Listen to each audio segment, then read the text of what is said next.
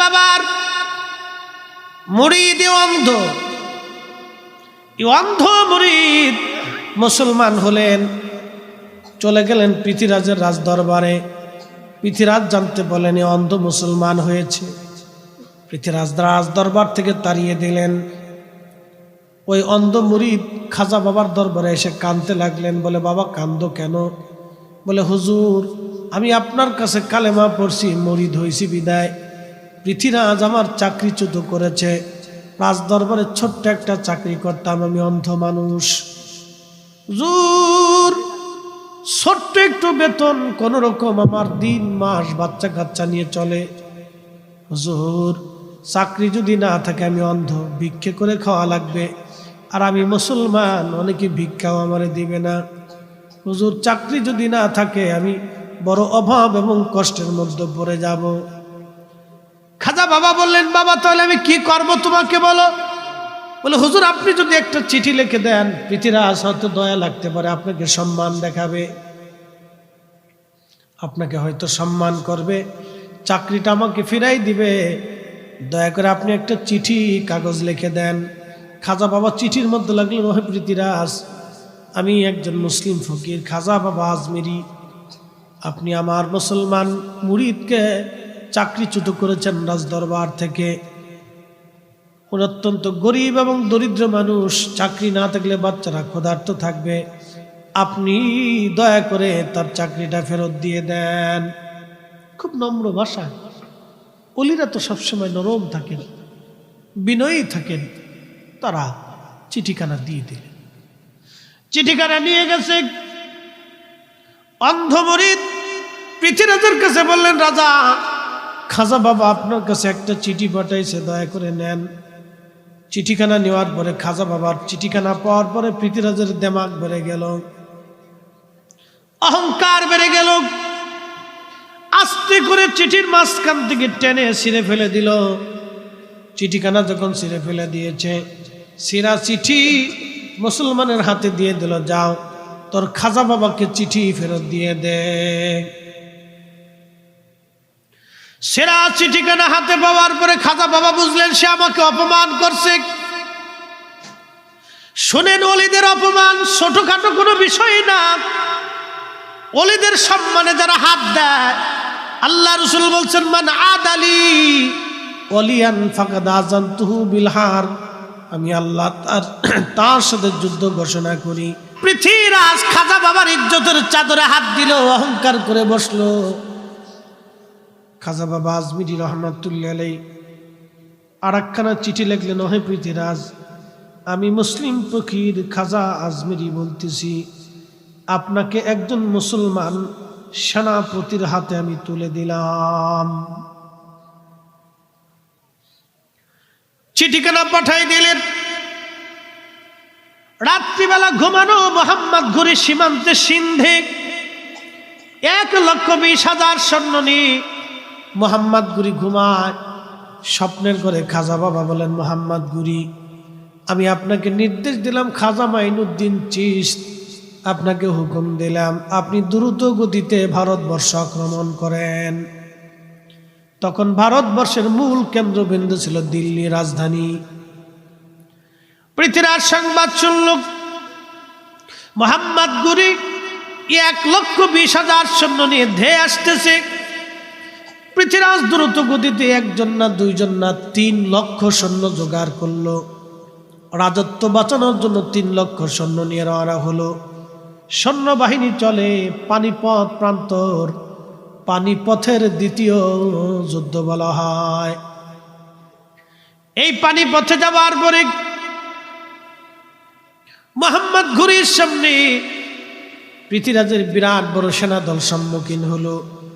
মাত্র 1,20,000 সৈন্য নিয়ে জিহাদের ময়দানে দাঁড়ানো। আল্লাহ, কঠিন যুদ্ধ হচ্ছে। পৃথ্বীরাজের চৌকস সেনারা যুদ্ধে মুসলমানদেরকে পরাজিত করতে লাগলো। মোহাম্মদ গুরি দিশা না পাইয়া বলল, তাড়াতাড়ি যাও, এখানে আজমির একজন আল্লাহর ওলি যিনি আমাকে নির্দেশ দিয়েছেন, দ্রুত গতিতে ঘোড়া নিয়ে যাও, তাকে সংবাদ দাও মুসলমান ময়দানে দাঁড়াইতে পারে না।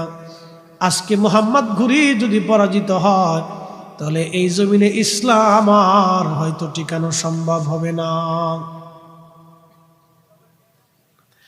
খাজা বাবা আজমির মুরাকাবায় ধ্যানে সামনে এসে দ্রুত গতিতে খাজা বাবার সামনে এসে বলেন, হুজুর মোহাম্মদ গুরি চিঠি পাঠিয়েছেন, মুসলমান ময়দানে দাঁড়াইতে পারে না, যুদ্ধে পরাজিত হয়ে যাচ্ছে, মুসলমানদের মন দুর্বল হয়ে যাচ্ছে, দিনের পর দিন মুসলমান যুদ্ধে শহীদ হয়ে যাচ্ছে। হুজুর এখন আপনার দোয়া ছাড়া আর কোনো উপায় নাই, আপনি নির্দেশ দিয়েছিলেন, আপনার হুকুমে আজ আসা হয়েছে। খাজা বাবা আজমিরি ঠিক আজমির হুজরা শরীফ থেকে বের হইয়া এক মুষ্টি মাটি নিয়া দোয়া পড়লেন। দোয়া পড়িয়া পানিপথ প্রান্তরের দিকে ধুলিগুলি নিক্ষেপ করলেন। ধুলি নিক্ষেপ করলেন আজমির থেকে, ধুলি চলে আসলো পানিপথে। একবার জোরে বলা যাবে কি আল্লাহু আকবার? তেলের গাড়ি তেলে চলি, হাওয়ার গাড়ি হাওয়ায় উড়ে, বিনা তেলে চালায় গাড়ি নবী সুলাইমান। আমরা সেই মুসলমান, আমরা সেই মুসলমান। মুসলিমদের যুদ্ধের মোড় ঘুরে গেল। ধুলি ছাড়লেন আজমির থেকে, ধুলি যায় পড়ল পানিপথে। ধুলি ছাড়লেন আজমির থেকে, ধুলি যায় পড়ল পানিপথে। আল্লাহু আকবার! মুসলমানদের বিজয় সেই দিন হলো ওলি আল্লাহর গুণে।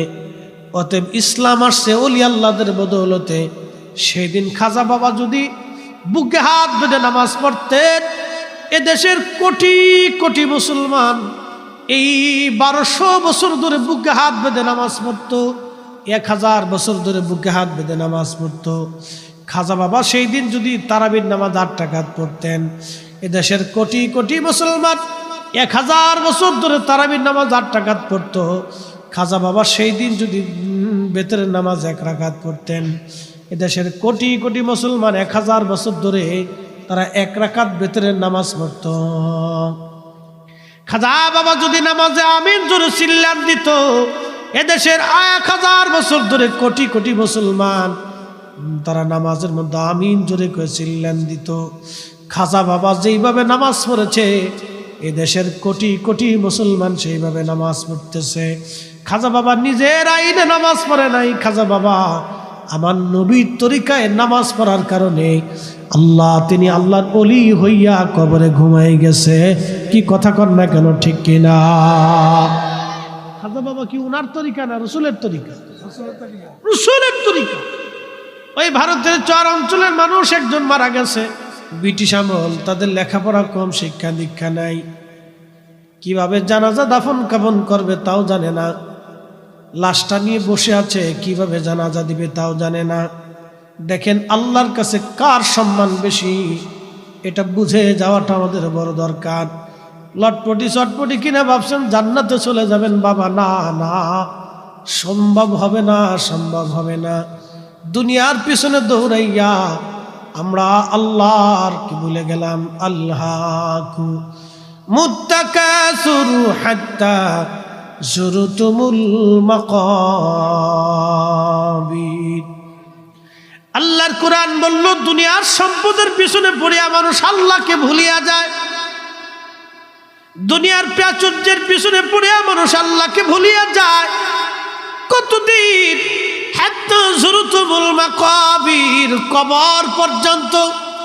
এরপরে আর কোনো সুযোগ নাই। কবর কবর কবর কবর কবর। চাঁদপুরের মুসলমান ওই আল্লাহর বান্দা মরহুম লোকটাকে নিয়ে লোকেরা বসে আছে। এমন সময় দেখে সাইকেল চলে একটা লোক যায়, সালাম দিয়ে জিজ্ঞেস করলেন, আপনি কি মুসলমান? বলে হ্যাঁ। আপনি যেহেতু সাইকেল চালান তাহলে মনে হয় সরকারি কাজে ব্যস্ত? বলে হ্যাঁ। আপনি মনে হয় শিক্ষিত মানুষ? বলে হ্যাঁ। আমরা কিভাবে মানুষ দাফন কাফন করতে আমরা বুঝি না, আমরা মুসলমান, আপনি দয়া করে আমাদেরকে একটু সাহায্য করবেন। বলে আমি ব্রিটিশদের চাকরি করি, সময় মতো অফিসে না গেলে আমার জন্য অসুবিধা হবে। বলে দেখেন আল্লাহর দোহাই লাগে, আমরা মরা মানুষের কিভাবে এই দাফন কাফন হবে জানি না, আপনি একটু দয়া করে আমাদেরকে দেখায় দেন, আপনারও আমরা সাহায্য করব। লোকটা কবর খোঁড়ার জন্য সিস্টেম দেখে দিল, কাফন আনার জন্য কাপড় চোপড় লাগিয়ে কবর খনন করতে লাগলো। কাফন দাফন আনা হলো, নিজে কাফন দাফন সেটিং করে তার কাফন দাফন করলেন, গোসল করাইলেন, গোসল করে কাফনের ব্যবস্থা করলেন, কাফন গায়ে লাগাইলেন। কবর খনন করা হয়েছে, কবরে নিয়ে গেলেন। আল্লাহর বান্দা নিচে নামিয়া কবরে তারে রাখিয়া মাটি টাটি দিয়ে চলে গেলেন। অফিসে যায় দেখতেছেন তার পকেটের যে আইডেন্টি কার্ডটা হারাই গেছে। চিন্তায় পড়ে গেলেন, আইডি কার্ডটা কোথায় গেল, এখন কি হবে আমার? খুব চিন্তা করার পরে ভাবলেন বাসার থেকে আইডি কার্ড আনছিলাম, ওই মরহুমকে কবরে নামানোর সময় আমার বুক পকেট থেকে হয়তো কবরে আইডি কার্ডটা পড়ে গেছে। আবার দ্রুত গতিতে সাইকেল চলে আসে, বলল আল্লাহর বান্দারা আপনারা আমার একটু সাহায্য করেন। বলে কি সাহায্য? আমার একটা আইডি কার্ড কবরের মধ্যে পড়ে গেছে, কবরের উপর থেকে মাটি সরাইয়া আমার আইডি কার্ডটা নেওয়ার ব্যবস্থা করে দেন, আবার আপনারা কবর সমান করে দিয়েন। লোকেরা বলল দেখেন এই বিষয় তো আমরা কিছু বুঝি না, জানি না, ধর্মকর্ম জানা নাই, আপনি দয়া করে যেইভাবে পারেন সেইভাবে নিয়ে যান। লোকটা মাথার কাছ থেকে মাটি সরাইয়া বাঁশ সরাইয়া ভিতরে যখন মাথা ঢুকে হাত দিছে, দেখে পোড়া কবরটা আল্লাহর জান্নাতের বাগান হয়ে গেছে। পুরা ফুল দিয়ে কবরটা সাজানো, এত পরিমাণে সুঘ্রাণ ওই কবর মাটি সরানোর পরে সুঘ্রাণগুলি বের হয়ে আসতেছে। মুহূর্তের ভিতরে 30, 40, 50 কিলোমিটার ব্যাপী সুঘ্রাণ ছড়ায় গেল। জানাজানি হয়ে গেল অমুক জায়গায় এক মুসলমানের কবর থেকে জান্নাতের ঘেরান আসতেছে, তার কবরটা ফুলের বাগান হয়ে গেছে। সবাই আশ্চর্য, কবর কি করে ফুলের বাগান হয়? এই জন্য আল্লাহর নবী বললেন আল কবরু রাউযাতুম মিন রিয়াজিল জান্নাহ, আমার উম্মতের মধ্যে কারো কারো কবর হবে জান্নাতের বাগান। রওজার ভিতরে একটা রওজা, নবীর কারণে উম্মতের কবর রওজা হয়, আর আমার নবীর কবর রওজা হয় না। আমার দেশের বুকে হাত বেঁধে এক মৌলবীরা ওয়াজ করে নবীর কবরকে রওজা বলা যাবে না, নবীর কবর রওজা হয় না। একবার জোরে বলা যাবে কি নাউজুবিল্লাহ? কিন্তু সব কয়টার আকলের মধ্যে কুত্তায় পেশাব করছে। তাই আসতে কেন জোরে বলেন, সত্য সাক্ষ্য দিয়ে ইবাদত, এটি সব কয়টার আকলের মধ্যে কুত্তায় পেশাব করছে। আপনি চিন্তা করেন, আপনাদেরকে আরেকটু বুঝাই। মদিনাতে একটা অংশ আছে রিয়াজুল জান্নাহ। কোন অংশটুকু? নবীজির হুজরা থেকে মিম্বার পর্যন্ত, হুজরা মিম্বার সহ জায়গাটুকু রিয়াজুল জান্নাহ। কেন রিয়াজুল জান্নাহ হলো? ওখানে আলাদা কি বৈশিষ্ট্য আছে? কি জন্য রিয়াজুল জান্নাহ হবে? কারণটা রিয়াজুল জান্নাহ নবীজি হুজরা মুবারক থেকে ওই পর্যন্ত মিম্বারে বারবার আসা যাওয়া। দেখেন শারফুল মাকিন ওয়া শারফুল মাকান, আরবিতে প্রবাদ, শারফুল মাকানে ওয়া শারফুল মাকিন। কিছু জায়গার কারণে মানুষের দাম বাড়ে, কিছু মানুষের কারণে জায়গার দাম বাড়ে। মক্কা হওয়ার কারণে মক্কাবাসীর দাম বাড়ছে, বাইতুল আকসার কারণে ফিলিস্তিনের দাম বাড়ছে। আমার নবী মদিনায় থাকার কারণে মদিনার দাম বাড়ছে, মদিনার কারণে নবীর দাম বাড়ে নাই। নবীকে মানব জাতির ভিতরে পাঠানোর কারণে মানব জাতির দাম বাড়ছে, মানব হওয়ার কারণে নবীর দাম বাড়ে নাই। আমার দেশের ক্ষতি সম্পন্ন অনেকে চিন্তা বহুত ওয়াজ করে, কই নবীরে মাটির মানুষ বানাইছে বিদায় নবীর দাম বাড়ছে। ওর আকলের মধ্যে কুত্তায় পেশাব করছে। আরে আমাদের রসুলকে মাটির মানুষের ভিতরে পাঠানোর কারণে, মাটির মানুষের ভিতরে পাঠানোর কারণে মাটির মানুষের দাম বাড়ছে। মাটির মানুষের জন্য নবীর দাম বাড়ে না, নবীর কারণে আমাদের দাম বাড়ছে। কি কথা কর না কেন? নবীর সাহাবী ছিলেন মেজবান রাসূল আইয়ুব আনসারী। আমার দিকে তাকান, আইয়ুব আনসারী, বেশি লম্বা না, প্রচন্ড শীত, খুব ইম্পর্টেন্ট কথা। আইয়ুব আনসারী উট ছেড়ে দিলেন। নবীজি হিজরত করে মদিনায় গেছেন।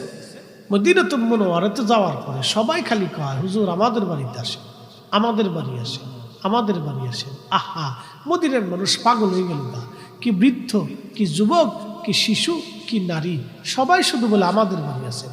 আল্লাহর নবী বলেন, কার বাড়ি যাব কি বেজার হবে, আমার উট ছেড়ে দিলাম, উট যার বাড়িতে যাবে আমি নবী তার বাড়ি যাব। উট ছেড়ে দিলেন, সব উট চলতে লাগলো।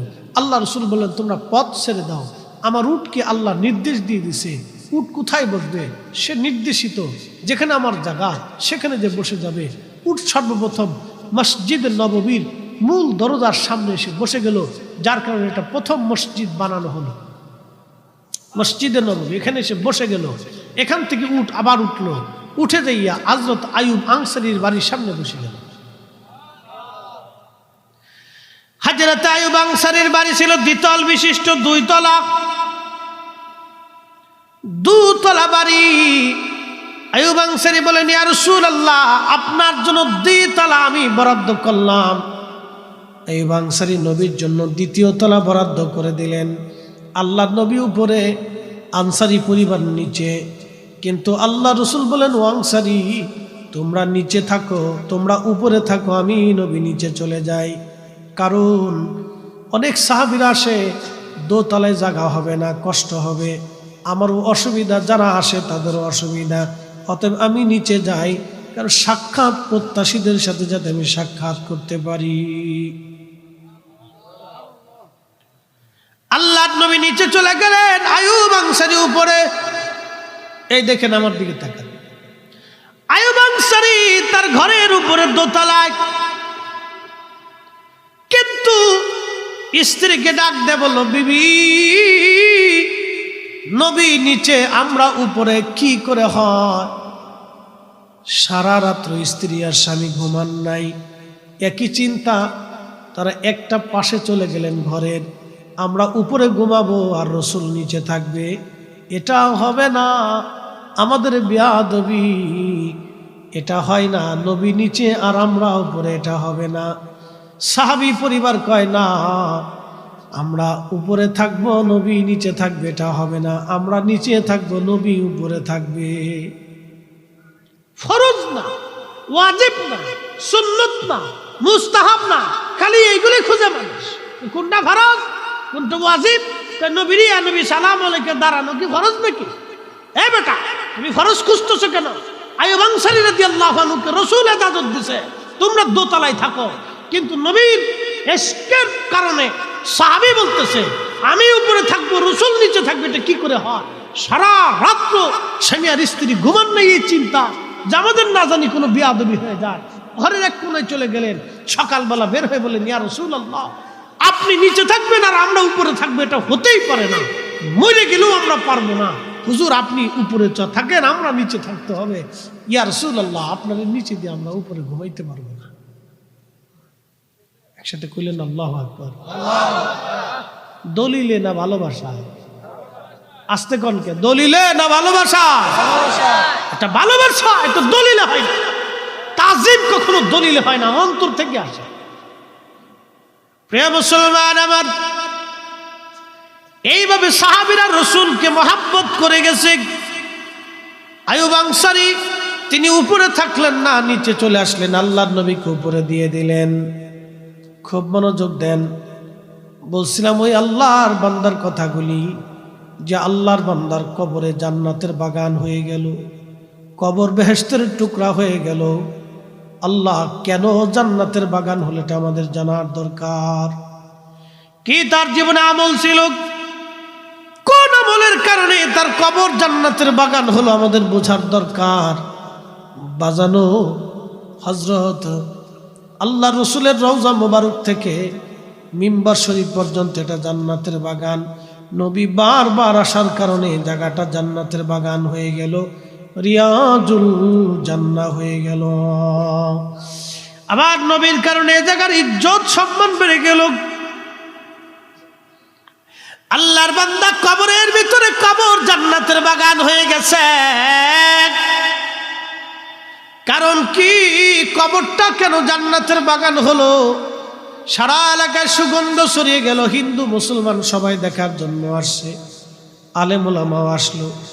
এই সংবাদ শুনিয়ে হাজার হাজার মানুষ ভিড় করলো। এই কবরের ভিতরে কেন জান্নাতের ঘ্রাণ আসে?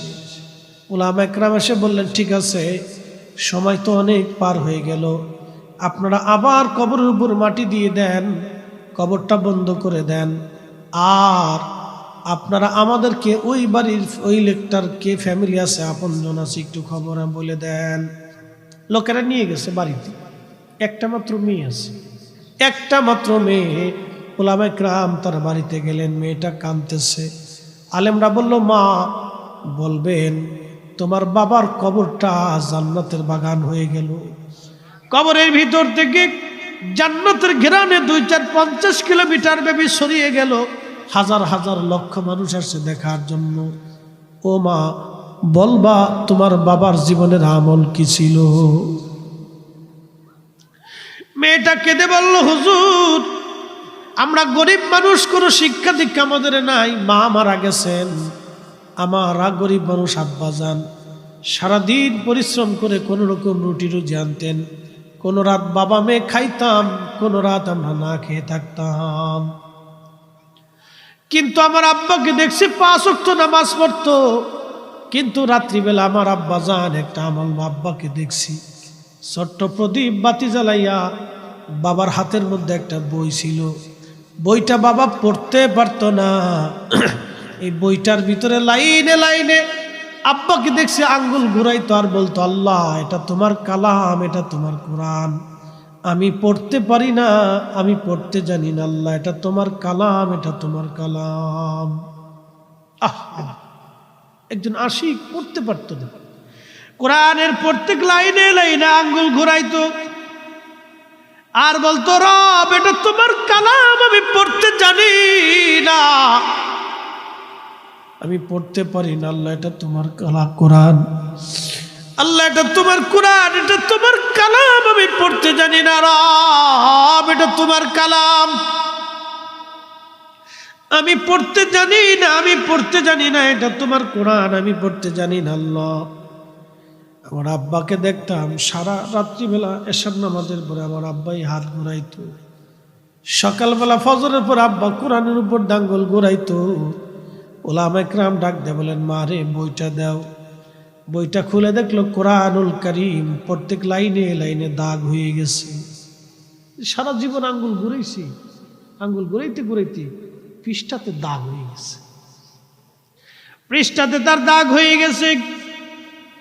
উলামা একরামের বুঝার আর বাকি নাই, অন্তর থেকে হৃদয়ের গভীর থেকে কোরআনকে মহব্বত করার জন্য, আল্লাহর কোরআন তেলাওয়াত করার প্রতি নিজের মনকে ঝুঁকে দেওয়ার জন্য, আল্লাহর প্রতি ভালোবাসার জন্য আমার আল্লাহ তার কবরটাকে জান্নাতের বাগান বানাই দিচ্ছে। চাঁদপুরবাসী সম্পদের দিকে আল্লাহ তাকাবে না, টাকার দিকে তাকাবে না, আল্লাহ আপনার চেহারা স্বাস্থ্যের দিকে তাকাবে না, কঠিন ক্ষমতা টাকা পয়সার দিকে আল্লাহ তাকাবে না, আল্লাহ শুধু তাকাবে আপনার অন্তরের দিকে।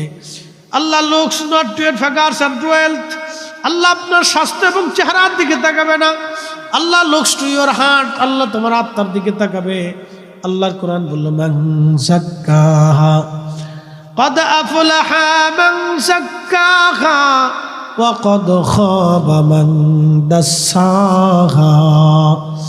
যে তার কালটাকে জিন্দা করলো, এই অন্তর থেকে সালিম করলো, হৃদয় দিয়ে যে ভালোবাসলো আল্লাহ নবীকে, হযরতে হামজালা হৃদয় দিয়ে নবীকে ভালোবাসার জন্য তারে আল্লাহ গসলুল মালায়েকা বানায় দিল। হযরত বেলাল হৃদয় থেকে নবীকে ভালোবাসার জন্যে আল্লাহর নবী থেকে মসজিদে নববীর মুয়াজ্জিন বানাই দিল। ও নবীর উম্মতেরা, এই জন্য আপনাদেরকে বলি, যাহা করবেন ইখলাসের সাথে, হৃদয় থেকে যেটা করবেন সেটা আল্লাহর দরবারে কবুল হয়ে যাবে। হৃদয় থেকে করবেন, অন্তর থেকে করবেন, আল্লাহর প্রতি ভালোবাসা দিয়ে করবেন, দেখবেন কাজ হয়ে গেছে। উলামায়ে কেরামের আর বুঝার বাকি নেই, কোরআনের প্রতি তার এতটা সুঘাত শ্রদ্ধা এবং ভালোবাসার জন্য আল্লাহ তার কবরটাকে জান্নাতের বাগান বানাই দিছে। আল্লাহু আকবার। আপনারা বলবেন কবর থেকে কি বেহেশতের ঘিরান আসে? আরে ইমাম বুখারীর মাজার থেকে 16 বছর জান্নাতের ঘিরান আসতো। হ্যাঁ হয়েছে না? আরো জোরে বলেন। 16 বছর ওনার কবরের মাটি পর্যন্ত বেহেশতের ঘিরান আসতো, মাটির থেকে। মানুষ মাটি নিয়ে যাইতো সুঘ্রাণ দেখে মাটি নিয়ে যাইতো। কোন বন্ধা নারী ওই মাটি খাওয়ার পরে তার বন্ধত্ব দূর হয়ে যেত। আল্লাহু আকবার। শেফা দিয়ে দিল মাটির ভিতরে কঠিন জটিল রোগের শেফা দিয়ে দিল। 16 বছর নবীর হাদিসের খেদমতের জন্য যদি একজন ইমামের এত বড় দৌলত নসিব হতে পারে, তাহলে আমার রাসূলের রওজা কি পরিমাণে দামি হতে পারে? কি কথা বলেন, ঠিক না বেঠিক? হাই হাই হাই, কি করে বুঝাবো আপনাকে? চাঁদপুরের মুসলমান খুবই মনোযোগ দিয়ে শুনিয়া যান। আল্লাহর কাছে তিনি সম্মানিত, কবর তার জান্নাতের বাগান হয়ে গেল। কিন্তু আমরা মানুষ মারা যাওয়ার পরে 24 ঘন্টা পরে পায়খানার রাস্তা দিয়ে পোকা বের হতে থাকে। ওই পোকায় সারা শরীর সরাইয়া দুর্গন্ধ সরাইয়া যায়। সমস্ত শরীরের মধ্যে পোকাগুলি সরাইয়া দুর্গন্ধ সরায়। এই দুর্গন্ধ সরাইয়া স্ত্রী বলেন, প্রাণের সন্তান বলেন, যারাই বলেন না কেন, কেউ আর আপনারা আমার দুনিয়ার মধ্যে রাখবে না। মানুষ মারা গেল, মাত্র 24 ঘন্টার ভিতরে শরীর থেকে দুর্গন্ধ বের হলো। তাহলে মানুষ অহংকার করে কার জন্য? কিসের তার চোখের অহংকার, কিসের তার মেধার অহংকার, কিসের তার সম্পদের অহংকার, কিসের তার ক্ষমতার অহংকার? তার ক্ষমতা থাকে ওই পোকা থেকে বাঁচাইতে পারবে না, তার ক্ষমতা থাকে পচে যাওয়া থেকে বাঁচাইতে পারবে না, তার অর্থ তাকে পচে যাওয়া থেকে বাঁচাইতে পারবে না, তার সম্মান তাকে মৃত্যু থেকে বাঁচাইতে পারবে না। তার মানে আমার বাড়ি, আমার ঘর, আমার জমি, আমার টাকা, আমার পয়সা, আমার খ্যাতি, আমার এলেম, আমার কালাম, আমার জ্ঞান, আমার গরিমা, আমি বড়, আমি সেরা, আমি শ্রেষ্ঠ, এইগুলি মানুষের জন্য না, এইগুলি মানুষের কিছুই না। আমরা আল্লাহর গোলাম, আল্লাহর দাস, নবীর গোলাম। কথা বলেন ঠিক কিনা? আমার সারো আল্লাহর জিকির করো, পাইলে পাইতে পারো খুদারি।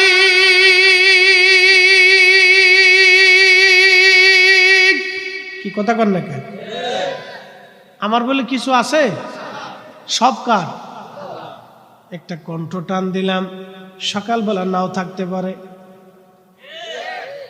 যে কণ্ঠ দিয়ে আজকে আপনাদেরকে শোনাইলাম, এটা সকালে নাও থাকতে পারে। যেই জ্ঞান আপনি সুস্থ, সকালবেলা অসুস্থ হতে পারেন। ঘুম থেকে উঠে দেখবেন প্যারালাইসিস রোগে অর্ধাঙ্গী পড়ে গেলেন আপনি। ঘরেই পেশাব করতে হবে, বিছানায়, বাথরুম, পেশাব পায়খানা বিছানায়।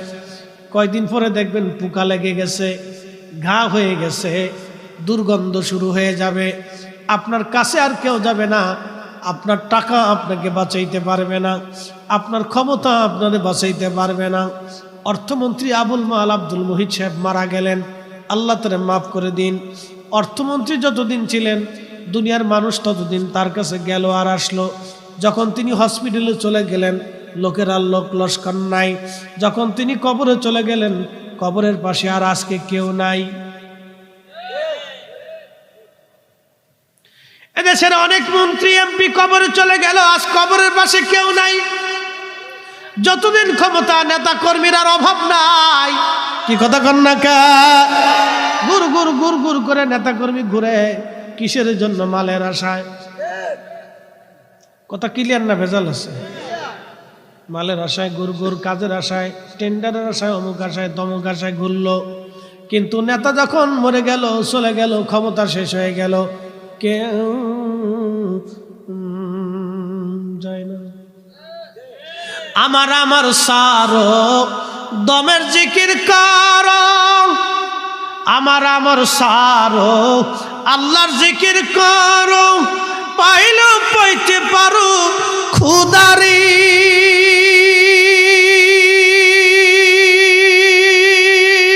ঠিক কিনা?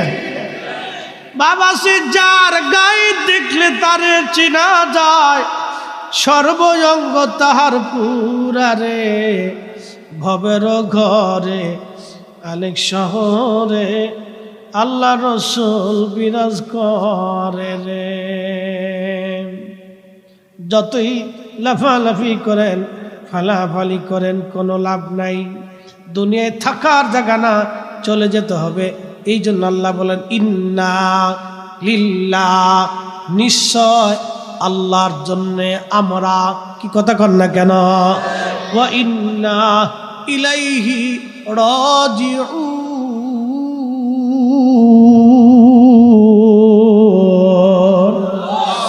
আবার আল্লাহর কাছে ফিরে চলে যাব। কার কাছে? আবার আল্লাহর কাছে ফিরে চলে যাব। থাকার আর কোনো সুযোগ নাই, দুনিয়াতে থাকতে পারবো না। আহা বন্ধুগণ আমার, আমরা মরে যাওয়ার পরে আমাদের শরীর থেকে দুর্গন্ধ, গন্ধ পাচা বের হলো। 17 দিন 2 মাসে পুরো সমস্ত গোশতগুলি মিসমার হয়ে একেবারে মাটির সাথে মিশে গেল। পোকায় খেয়ে ফেললো, মাকড়ে খাইলো, মাটিতে খাইলো, একবারে বডির গোশত মস্ত সব শেষ। ক্ষমতা শেষ, অর্থ শেষ, টাকা শেষ, তাকুব্বারি শেষ, অহংকার শেষ, অহমিকা শেষ, কিচ্ছু নাই তার।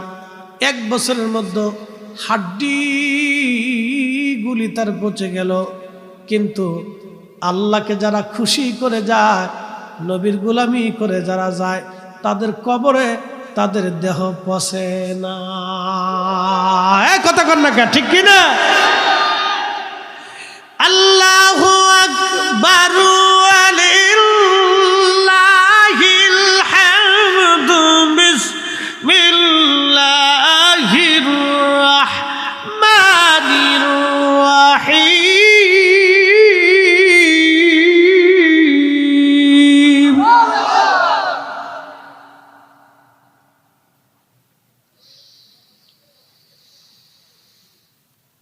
আল্লাযীনা আমানু ওয়া কানু ইয়াত্তাকুনা লাহুমুল বুশরা ফিল হায়াতিদ দুনিয়া ওয়া ফিল আখিরাহ। আর একটু চলবে ইনশাআল্লাহ, সারা রাত ইনশাআল্লাহ। মাশাআল্লাহ, আজকের মাহফিল তো খাজা বাবার শানে মাহফিল। কি কথা ঠিক কিনা? খাজা বাবার নাম শুনলে তো অনেকে শরীরে চুলকায়, কিন্তু এই খাজা বাবা না আসলে তার মুসলমানই হতো না। এই খাজা বাবা আসার কারণে তোরা মুসলমানিত্ব পাইছ, আজান পাইছ, নামাজ পাইছ, রোজা পাইছ। কি কথা কর না কে? সিন্নি খাইছ, মাগার মোল্লা ছিল না। হ্যাঁ, শোনেন, ইতিহাস শুনে যান। আজকে মোহাম্মদ ঘুরি ভারতবর্ষ আক্রমণ করছে আগে, পানিপথের যুদ্ধ, বিজয় অর্জন করতে পারেনি। খাজা বাবা আজমিরের এক মুরিদ, আমার দিকে তাকান, খাজা বাবার এক মুরিদ, এই মুরিদ অন্ধ ছিল, অন্ধ। সে রাজা পৃথ্বীরাজের রাজ দরবারে একটা ছোট্ট নগণ্য চাকরি করত, সামান্য একটা চাকরি রাজ দরবারে ছিল। কোন রকম মাসিক একটু বেতন পাইতো, ওই বেতন দিয়ে তার কোন রকম সংসার চলত। এই আমার দিকে তাকান, কথা শুনে। জিক্রুন নবী সাল্লাল্লাহু আলাইহি সাল্লাম মিনাল ইবাদা, নবীজির আলোচনা ইবাদতের অংশ।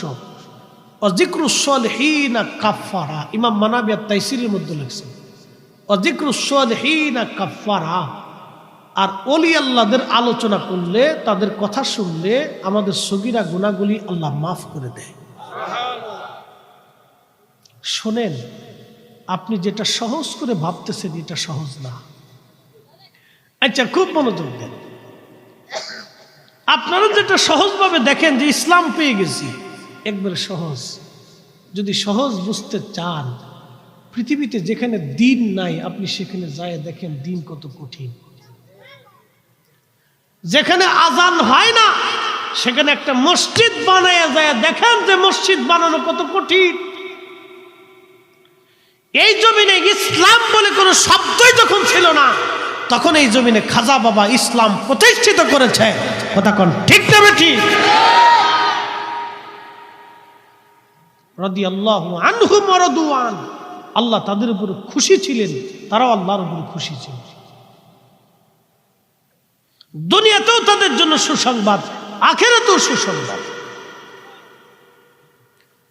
খাজা বাবার মুরিদ অন্ধ, অন্ধ মুরিদ মুসলমান হলেন, চলে গেলেন পৃথিরাজের রাজ দরবারে। পৃথিরাজ জানতে বলেন এ অন্ধ মুসলমান হয়েছে। পৃথিরাজ রাজ দরবার থেকে তাড়িয়ে দিলেন। ওই অন্ধ মুরিদ খাজা বাবার দরবারে এসে কাঁদতে লাগলেন। বলে, বাবা কান্দো কেন? বলে, হুজুর আমি আপনার কাছে কালেমা পড়ছি, মুরিদ হয়েছি বিদায় পৃথিরাজ আমার চাকরিচ্যুত করেছে। রাজ দরবারে ছোট্ট একটা চাকরি করতাম, আমি অন্ধ মানুষ। হুজুর ছোট্ট একটু বেতন, কোন রকম আমার দিন মাস বাচ্চা কাচ্চা নিয়ে চলে। হুজুর চাকরি যদি না থাকে আমি অন্ধ, ভিক্ষে করে খাওয়া লাগবে। আর আমি মুসলমান, অনেকে ভিক্ষাও আমারে দিবে না।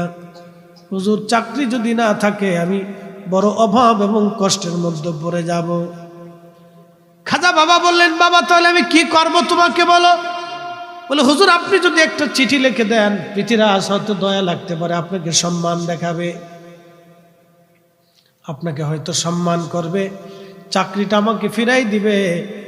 দয়া করে আপনি একটা চিঠি কাগজ লিখে দেন।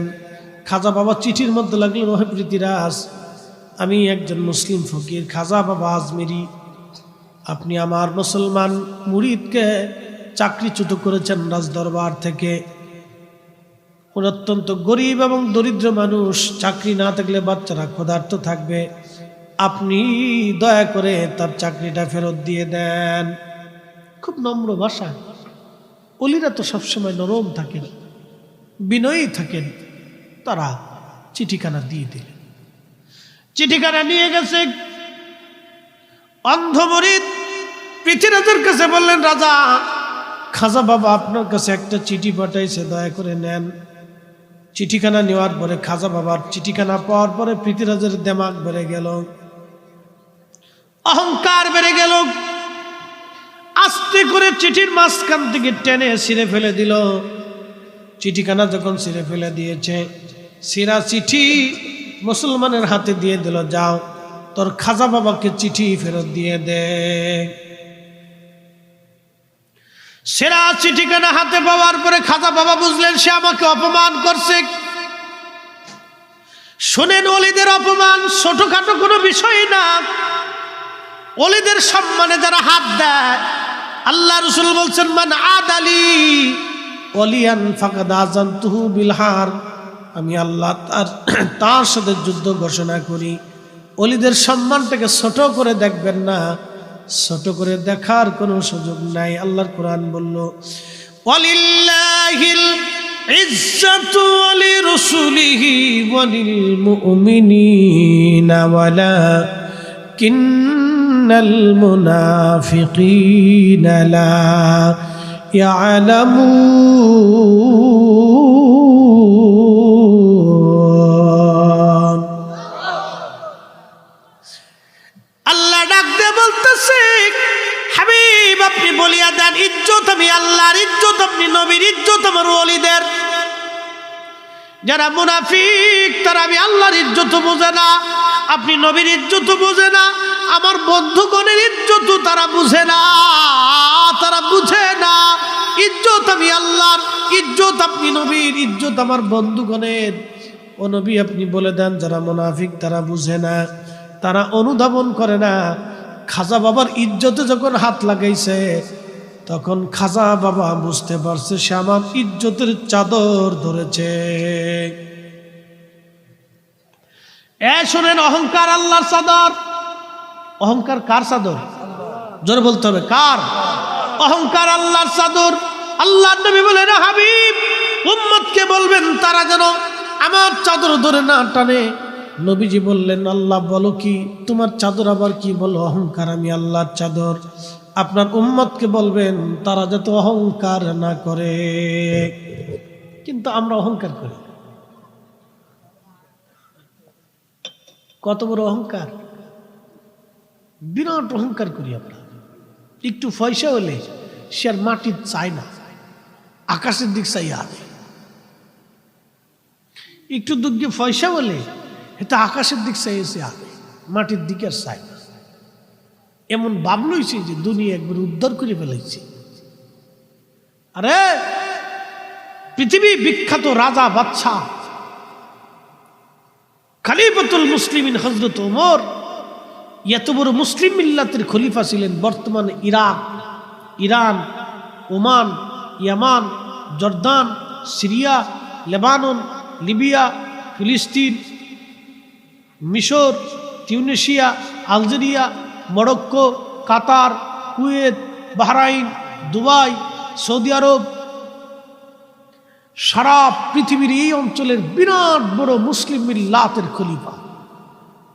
ধুলাবালির মধ্যে শুয়ে থাকতেন, মাথার হাতের ডানার উপরে গাছের নিচে পড়ে ঘুমাই থাকতেন, পাটির বিছানাতে ঘুমাইতেন, খেজুরের মাদুরের বিছানাতে ঘুমাইতেন। আর আমরা পয়সা করে হইলে তার বাবের জ্বালায় বাঁচে বিরাট বড় কিছু ইয়ে করছি। এগুলি আসে না যেন কখনো অন্তরে। আল্লাহ রাসূল বলেন, হাবিব উম্মতকে বলবেন অহংকার আমি আল্লাহর চাদর। আপনার উম্মত যেন আমার চাদরে হাত না দেয়। পৃথ্বীরাজ খাজা বাবার ইজ্জতের চাদরে হাত দিল, অহংকার করে বসলো। খাজা বাবা আজমিরি রহমাতুল্লাহ আলাইহি আর একখানা চিঠি লিখলেন, ওহে পৃথ্বীরাজ, আমি মুসলিম ফকির খাজা আজমিরি বলতেছি, আপনাকে একজন মুসলমান সেনাপতির হাতে আমি তুলে দিলাম। চিঠিখানা পাঠাই দিলেন। রাত্রিবেলা ঘুমানো মোহাম্মদ ঘুরে সীমান্তে সিন্ধে 1,20,000 সৈন্য নিয়ে মোহাম্মদ গুরি ঘুমায়। স্বপ্নের ঘরে খাজা বাবা বলেন, মোহাম্মদ গুরি, আমি আপনাকে নির্দেশ দিলাম, খাজা মাইনুদ্দিন চিশত আপনাকে হুকুম দিলাম, আপনি দ্রুত গতিতে ভারতবর্ষ আক্রমণ করেন। তখন ভারতবর্ষের মূল কেন্দ্রবিন্দু ছিল দিল্লি রাজধানী। পৃথ্বীরাজ সংবাদ শুনল মোহাম্মদ গুরি 1,20,000 সৈন্য নিয়ে ধেয়ে আসতেছে। পৃথ্বীরাজ দ্রুত গতিতে একজন না, দুইজন না, 3 লক্ষ সৈন্য জোগাড় করলো। রাজত্ব বাঁচানোর জন্য 3 লক্ষ সৈন্য নিয়ে রওনা হলো। সৈন্যবাহিনী চলে পানিপথ প্রান্তর। পানিপথের দ্বিতীয় যুদ্ধ বলা হয়। এই পানিপথে যাওয়ার পরে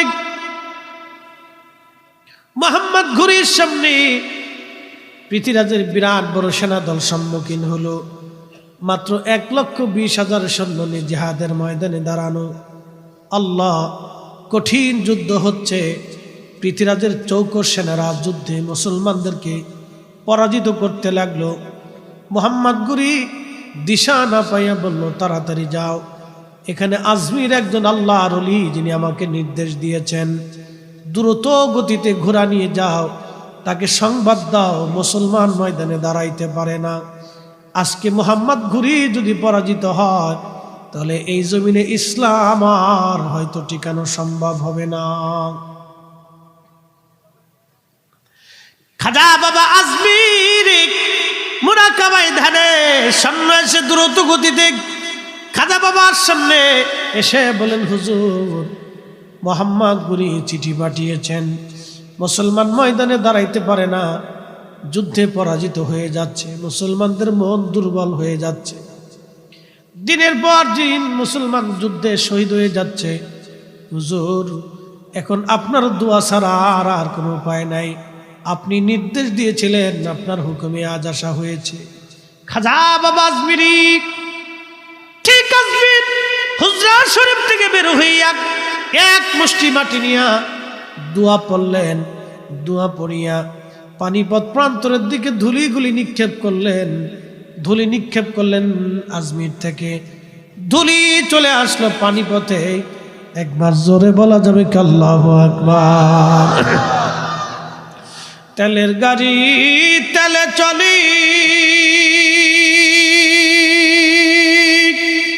হাওয়ার গাড়ি হাওয়ায় উড়ে, বিনা তেলে চালায় গাড়ি নবী সুলাইমান। আমরা সেই মুসলমান, আমরা সেই মুসলমান। ধুলি ছাড়লেন আজমির থেকে, ধুলি চলে গেল পানিপথে। সমস্ত পৃথিবীর শিবিরের ভিতরে ধুলি ছড়িয়ে গেল। তাদের অন্তর দুর্বল হয়ে গেল, মনোবল দুর্বল হয়ে গেল, চোখে মুখে তারা ভিন্ন দেখতে লাগলো, দিক শূন্য দেখতে লাগলো। আল্লাহ তাদের চোখে এমন এক অবস্থা দেখাইলেন, তারা দেখতেছে মুসলিম সেনাপতি লাখে লাখে লাখে লাখে। এত মুসলিম সেনাপতি তাদের চোখে দেখতে লাগলো যে দেখা হিন্দু সৈন্যদের মন দুর্বল হয়ে গেল। বুঝতে পারছেন বিজয়ের মালিক কে? একসাথে বলতে হবে কে? মুসলমান ধনে জনে অস্ত্রে শস্ত্রে কোনদিনও বিজয় হয়নি। আজকে হামাসের যোদ্ধারা কি নিয়ে যুদ্ধ করে কন্ত? ওগার কয়টা রকেট আছে, কয়টা মেশিন গান আছে, কয়টা এই বন্দুক আছে, এই দিয়ে ইসরায়েলের আপনি চিন্তা করেন শত শত কোটি ডলারের এক একটা ট্যাঙ্ক ওদের একটা ছোট্ট রকেট লঞ্চারে ধ্বংস হয়ে দিতেছে, পুড়ে শেষ হয়ে দিতেছে। কিন্তু দেখবেন ভিডিওতে প্রত্যেকটা রকেট লঞ্চার ছাড়ার আগে ওরা হাসবুনাল্লাহু ওয়া নি'মাল ওয়াকিল বিসমিল্লাহি আল্লাহু আকবার বিসমিল্লাহি আল্লাহু আকবার বলে ছাড়তেছে। বুঝতে পারছেন? বুঝে যায়। আমাদের দেশের পোলাপান তো ওই বয়সের পোলাপান দাঁড়ায় মুতে, কি কথা কর না কেন, মুইতে ফানিও নেই। হামাসের যে মুক্তিযোদ্ধারা যুদ্ধ করতেছে, যে যুবকগুলি, আর আমার দেশের এই সমস্ত যুবকরা তো খারাইয়া মুতে।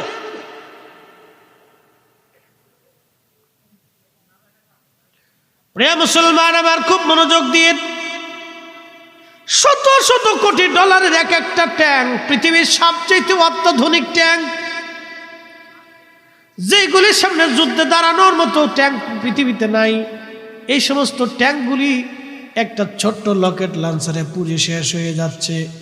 সারার আগে দেখবেন প্রত্যেকে বিসমিল্লাহি আল্লাহু আকবার কয়, আর হাসবুনাল্লাহু ওয়া নি'মাল ওয়াকিল নি'মাল মাওলা আর নি'মান নাসির মেরে ছেড়ে দিতেছে।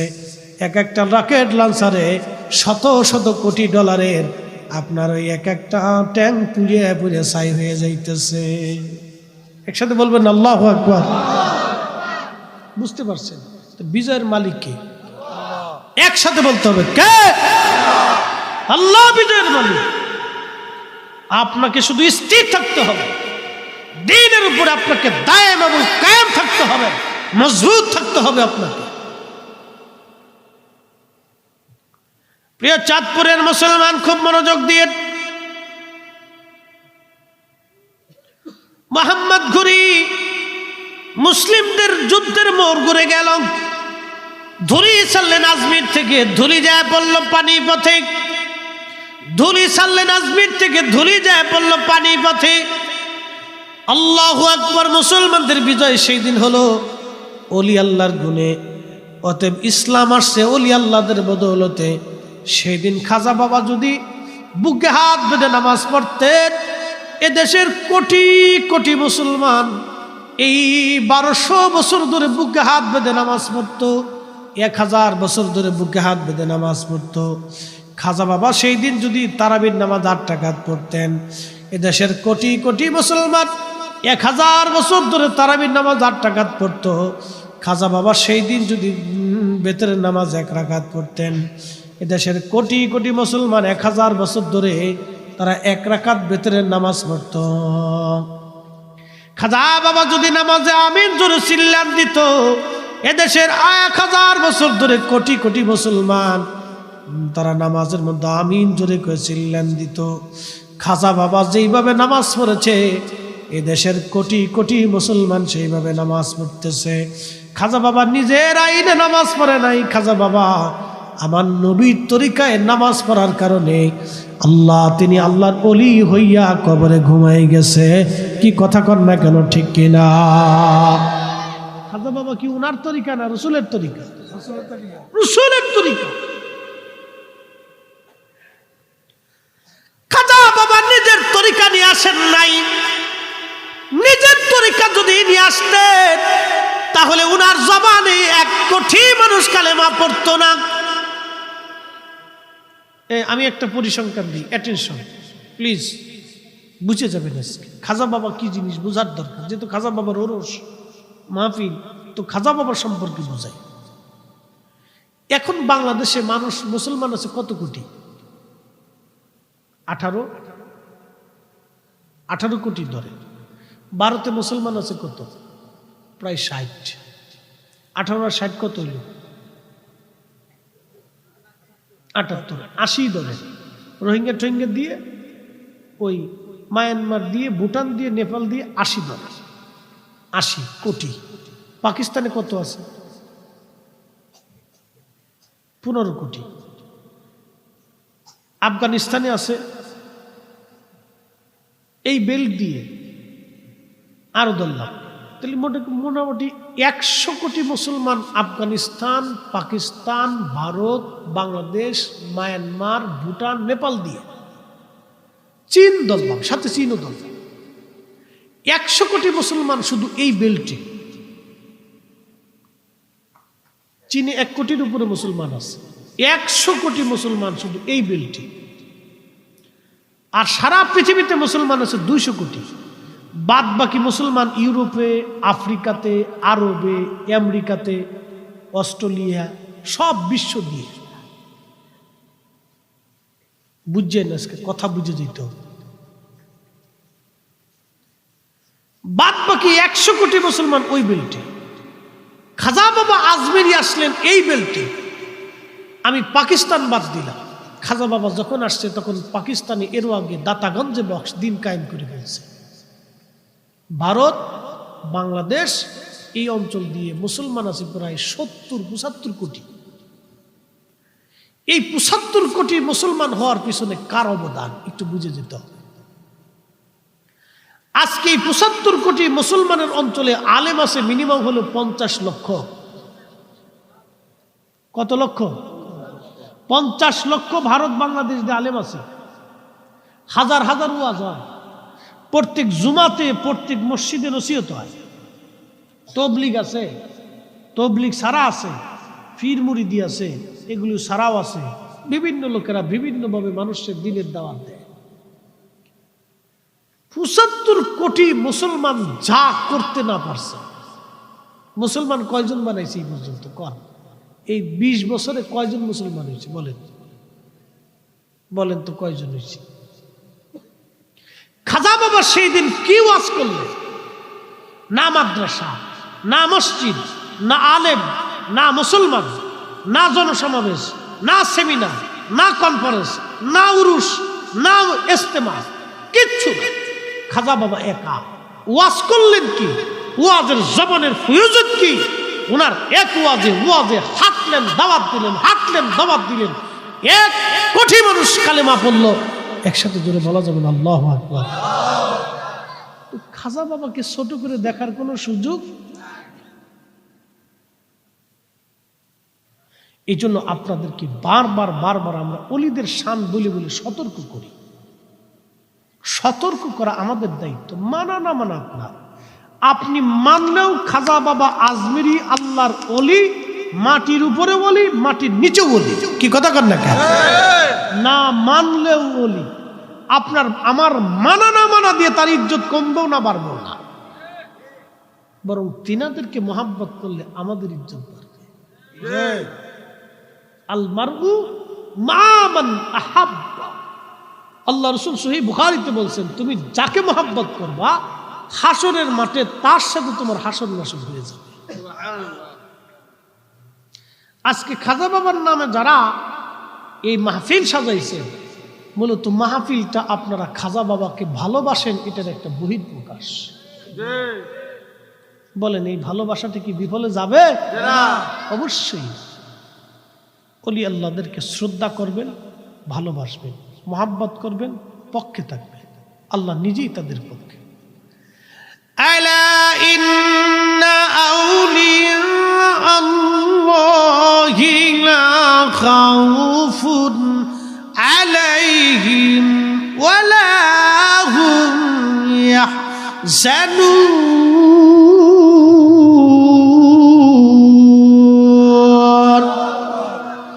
এই আয়াতুল তাফসীর বলে দিয়ে যাচ্ছি। প্রশ্ন রাখবেন মুফতি ফরিদি, খাজা বাবা আজমিরিকে ভালোবাসলে লাভ কি? আল্লাহর কোরআন বলতেছে, আলা সাবধান, ইন্না নিশ্চয় আউলিয়া আল্লাহ, আমার ওলি যারা, বন্ধু যারা, তাদের কোনো ভয় নাই, চিন্তা নাই, তারা চিন্তিত হবে না, ভয়ও তারা পাবে না। আয়াতের তাফসীর আবু দাউদের কিতাবুত তাফসীরের ভিতরে আসছে, আল্লাহর নবীজি বলতেছেন কিয়ামতের মাঠে আরশে মুআল্লার নিচে একদল বান্দা নূরের চেহারা, নূরের মিম্বর নিয়ে তারা বসে থাকবে। চেহারায় নূর, মিম্বর নূর, নূরের মিম্বরে নূরের চেহারায় তারা বসে থাকবে। নবী, শহীদ এবং সিদ্দিক যারা থাকবে তারা দেখে ঈর্ষা করে বলবে, আল্লাহ এরা কারা, এদের এত বড় দাম তুমি দিলা, নূরের মিম্বরে নূরের চেহারায় তারা বসে আছে, কারণ কি? আল্লাহ পাক বলবে, আমার নবী ওলিরা, নবী শহীদরা, তোমরা শোনো, এরা হলো সেই ব্যক্তি যারা দুনিয়াতে একজন আর একজনকে আল্লাহর জন্য ভালোবাসতো, আল্লাহর জন্য ভালোবাসতো, আমি আল্লাহর জন্য ভালোবাসতো। আমরা খাজা বাবা আজমিরিকে ভালোবাসি আল্লাহর জন্যে। এ কথা কন না কেন? কার জন্যে? শাহজালালকে ভালোবাসি কার জন্যে? আল্লাহর ওলিদেরকে ভালোবাসি কার জন্যে? উনরাও আসছে মোল্লার নিচে জায়গা হবে, আমাদেরও তাদের সাথে জায়গা হয়ে যাবে। কথা কন না কেন? ঠিক কিনা? ভালোবাসলে লাভ না লস? সুন্নাত তালা।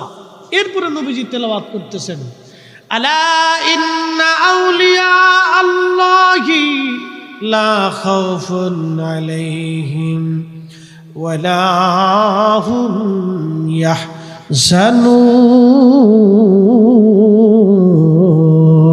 ইয়াহজানুন। আল্লাহ ডাক দিয়ে বললেন, নবীজি বলতেছেন, তোমরা কি সে আয়াত শোনো নাই? আল্লাহ বলেন, নিশ্চয় আমার ওলি যারা সাবধান, তারা চিন্তিতও হবে না, তারা ভয়ও পাবে না। এটাই তাদের মর্যাদা। দুনিয়াতেও তাদের দাম, কবরেও দাম, হাসরেও বিরাট বড় দাম। একদিন মাটির ভিতরে হবে ঘরে, মন আমার কেন বান্ধ দালান ঘর, মন আমার কেন বান্ধ দালান ঘর। এই শীত, গ্রীষ্ম, বর্ষা ঘরে হালালে হারামে উপার্জন করিয়া আপনি আপনার সন্তানের জন্য যে বাড়ি বানাবেন, এই বাড়িতে কম্বল মোড়া দিয়ে সন্তান ঘুমাবে, কিন্তু চিন্তা করছেন কি আপনার কবরের হালত কি হবে সেই দিন? আহা, একটু চিন্তা করছেন কি আপনার কবরে কে কাঁথা বালিশ দিবে? এই জন্য দুনিয়া বড় ধোঁকার জায়গা, বড় কঠিন জায়গা। দুনিয়া কিছু নিয়ে যাওয়ার কোনো সুযোগ নাই, রেখে যাব। কিয়ামতের ময়দানে দুনিয়াতে যারা দান করে না, কিয়ামতের মাঠে গোশতগুলি কামড়ায় কামড়ায় টেনে টেনে ছিঁড়ে ফেলবে আর বলবে, ফায়াকুলা রব্বি লাউলা আখারতানি ইলা আজালিন করিবিন ফাআসাদ্দাকা ওয়া আকুম মিনাস সালিহিন। আল্লাহ দুনিয়াতে আমাদেরকে আবার পাঠান, আল্লাহ দুনিয়াতে আবার পাঠান, আমরা বেশি বেশি করে সদকা দিব, সলিহীন আল্লাহর ওলিদের অন্তর্ভুক্ত হব। আল্লাহ বলবে বান্দা না না না, ওয়ালা ইউআখিরাল্লাহু নাফসান ইযা জাআ আজালুহা, বান্দা দুনিয়াতে তোমার আর কোনো যাওয়ার কোনো সুযোগ নাই, ওয়ান টাইম চান্স, একবার চলে আসছো, ফিরে যাওয়ার আর কোনো রাস্তা নাই, ফিরে আসার কোনো রাস্তা নাই, ফিরে আসার কোনো রাস্তা নাই। জিন্দেগি তোর যাইরে ফাঁকি দিয়া রে সোনার আদর, জিন্দেগি তোর যায় ফাঁকি দিয়া। ও আদমরি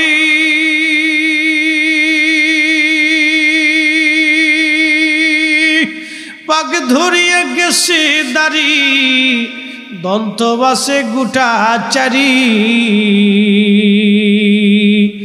সমন জারি গিয়াছে করিয়ারে সোনার আদর, জিন্দেগি তোর যায় ফাঁকি দিয়া। দুনিয়াটা ফাঁকি দিয়ে চলে যাচ্ছে, থাকার আর সুযোগ নেই।